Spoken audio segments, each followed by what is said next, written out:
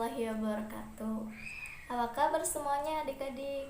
Alhamdulillah, semoga kita semua selalu dalam keadaan sehat walafiat.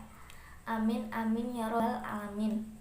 Sebelum kita memulai pelajari hari ini, mari berdoa terlebih dahulu agar semoga ilmu yang kita dapatkan menjadi berkah dan bermanfaat. Berdoa dimulai. Amin, amin ya robbal alamin. Nah, kali ini kita akan belajar mengenai matriks. Mungkin sebagian dari kalian atau bahkan semuanya itu baru mendengar kata matriks. Nah, karena materi-materi matriks ini memang baru ada di tingkat SMA kelas 10 semester 1. Jadi, sebelum kita ke pelajaran lebih lanjut, kita itu harus memahami dulu agar apa sih matriks itu? Nah, jadi matriks itu adalah kumpulan bilangan yang disusun secara baris atau kolom atau secara keduanya, yaitu baik baris dan kromosom dan disusun dalam suatu tanda kurung. Jadi, misalnya di sini saya mempunyai matriks A. Nah, untuk penulisan matriks sebuah matriks itu ditulis dengan huruf kapital. Nah, misalnya matriks A. Nah, selanjutnya kita juga harus bisa dong membedakan mana baris dan mana kolom. Karena dulu juga pas waktu SMA itu sering terkecoh mana baris dan mana kolom. Jadi kita bisa mengutamakan ketika kita menulis suatu paragraf itu ada beberapa baris. Nah, kita lihat untuk baris 1, baris 2, baris 3. Jadi itu baris mengarahkan ke samping. Baris 1, 2, dan 3, baris 2, 1, dan 2, dan untuk baris ketiga 4 dan 5. Itu contohnya ya. Nah, untuk kolomnya itu kita mengarahkan ke bawah, jadi adalah ini salah satu dan kolom 2. Nah, diingat-ingat ya, mana baris dan mana kolom.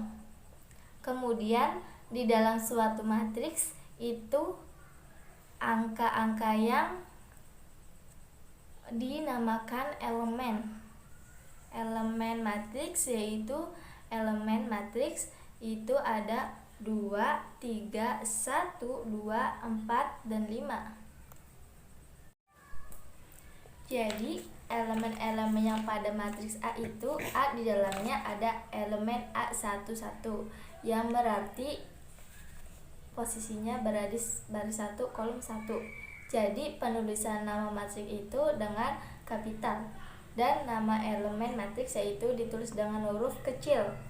Jadi elemen A11 itu sama dengan 2. Setelah A11 ini ada di A21, yang berarti elemen yang berbeda di baris kedua kolom 1 yaitu 1. Nah, seperti itu ya, dan seterusnya. Setelah tadi kita memahami arti baris dan kolom, sekarang kita coba membandingkan. Nah, misalnya di sini saya mempunyai 3 buah matriks, yaitu matriks A, matriks B, dan matriks C. Nah, kita coba hitung ada berapa baris dan kolom mulai dari matriks A.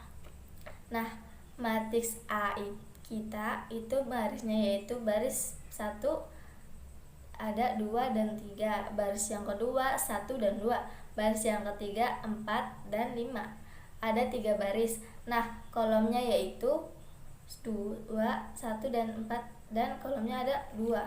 Kemudian kita kalau di matriks ini kita menambahkan baris itu M dan kolom itu N. Jadi itu kita itu menulisnya baris kali kolom, jadi M kali N. Jadi matriks A itu matriks berordo 3 kali 2. Seperti itu.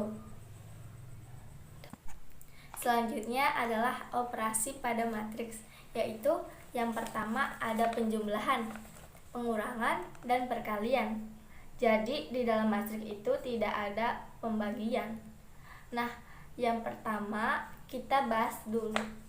Jadi syarat matriks menjumlahkan yaitu jika terdapat dua matriks atau lebih dan semuanya itu harus memiliki ordo yang sama, jumlah ordo yang sama. Nah, jadi misal saya akan menjumlahkan matriks A dengan matriks B. Nah, ini tidak bisa dijumlahkan karena jumlah ordonya itu berbeda. Dan B dengan C juga awalnya berbeda ya. Karena B itu 2 kali 1 dan C itu 1 kali 2 itu berbeda. Dan ini pun tidak bisa dijumlahkan. Di sini saya mempunyai dua matriks yang memiliki ordo yang sama. Jadi matriks A dan matriks B itu bisa dijumlahkan ataupun bisa dikurangkan. Jadi A bisa ditambah B dan A bisa dikurangi B. Nah, seperti itu. Lalu di sini ada sifat dan penjumlahan dan pengurangannya. Pada matriks yang pertama adalah jika A ditambah B maka sama dengan B ditambah A. Jadi hasilnya itu akan sama. Jadi selanjutnya jika A ditambah B dan kemudian hasil dari penjumlahan A dan B itu ditambahkan C, maka hasil akan sama A ditambah penjumlahan matriks B tambah C. Jadi nanti pun hasilnya akan sama. Nah, untuk pengurangan ini tidak berlaku sifat yang ini seperti penjumlahan. Jadi jika A kurangin B itu hasilnya tidak akan sama dengan B dikurangin A. Selanjutnya adalah perkalian. Pada matriks jadi syarat matriks dapat dikalikan yaitu ketika jumlah kolom fix pertama itu sama dengan jumlah baris matriks kedua. Nah, kita perhatikan bahwa jumlah kolom A itu sama dengan jumlah baris matriks B. Nanti hasilnya itu hasil perkalian matriks A dikali B. Itu akan berordo 2 kali 3. Nah, bisa dipahami ya. Makanya nanti hasil A dikali B itu tidak akan sama B dikali A. Itu hasilnya tidak akan sama. Untuk selanjutnya, saya akan memberikan contoh matriks dalam kehidupan sehari-hari. Matriks merupakan suatu kumpulan dari simbol, bilangan ekspresi yang memiliki bentuk persegi panjang dan tersusun sesuai dengan kolom dan baris. Beberapa bilangan yang ada pada matriks ini dinamakan elemen atau anggota matriks. Nah, sampai di sini paham?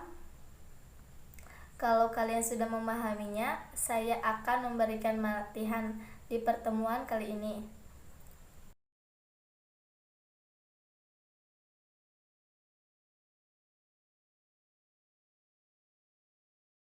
Untuk pengumpulan jawabannya, saya akan membuat link pengiriman tugas di Google Classroom. Mungkin cukup sekian yang dapat saya sampaikan. Selamat belajar. Kurang dan kurangnya mohon maaf. Wabillahi taufiq wal hidayah. Wassalamualaikum warahmatullahi wabarakatuh.